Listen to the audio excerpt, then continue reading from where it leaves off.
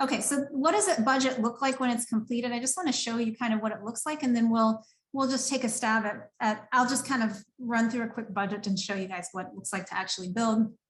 But here's a research grant proposal. This is based on that Cystic Fibrosis Foundation opportunity. You can see there's a lot of just general administrative information at the top. Where do we get our budget dates? We actually enter them in this cell here, where underneath the budget year, this is where you would put the start date that's listed in your funding opportunity announcement. And then what happens is that is actually fed into this project period cell. You can see it here. And then you have the out years. So then the fund year, what does that mean? It means that for the start date of this proposal, what is the end of the fiscal year for that particular budget year? So if say this grant started in November of this year, that's in fiscal year 22. So we put the last date of fiscal year 22 into this cell. So we have 10 months in fiscal year 22, and then you have 2 months in fiscal year 23, right? Because the last 2 months of this budget period are going to be September and October of 2022. That's in fiscal year 23. Why does this matter? Why are we doing this?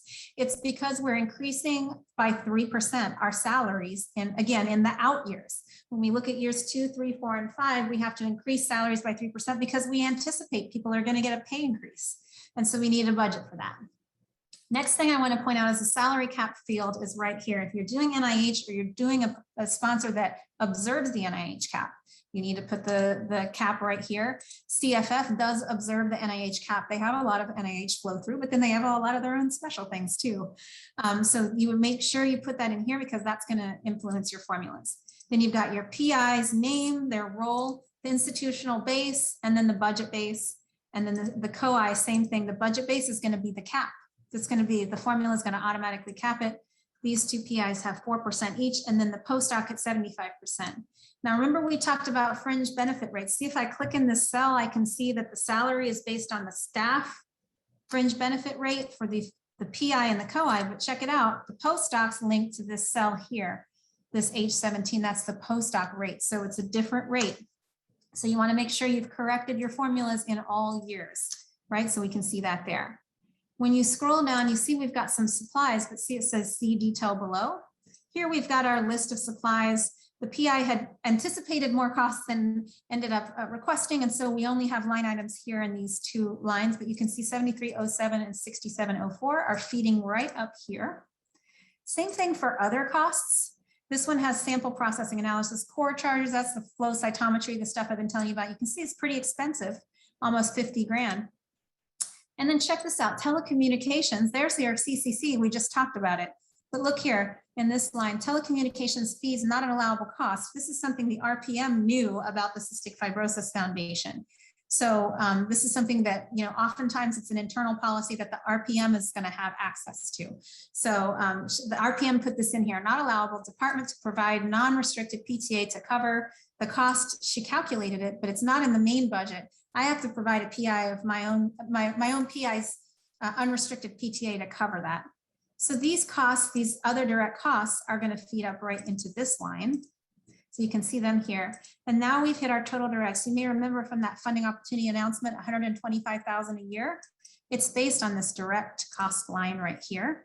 And then the F&A, the 12% is here. And then your total costs are down at the bottom. So that's what it looks like. So let's just walk through. I can show you guys what it looks like. And I'm just going into pre-award management, budget development. And I'm going to open up budget template. Let's see here. Oh, that's the justification template. Sorry, let me get the budget template.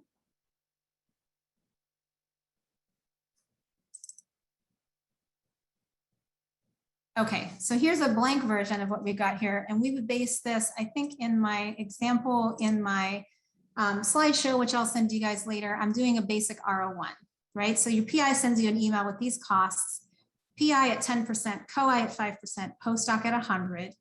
You've got supplies of 50K a year, travel of 1,500, other costs, you've got two categories, flow cytometry, 10K and 3K, and then a subaward, 50 directs and 30 indirects per year for Harvard University. So I'm not going to take time to fill out the top. We kind of went over that. So you would just put the PI,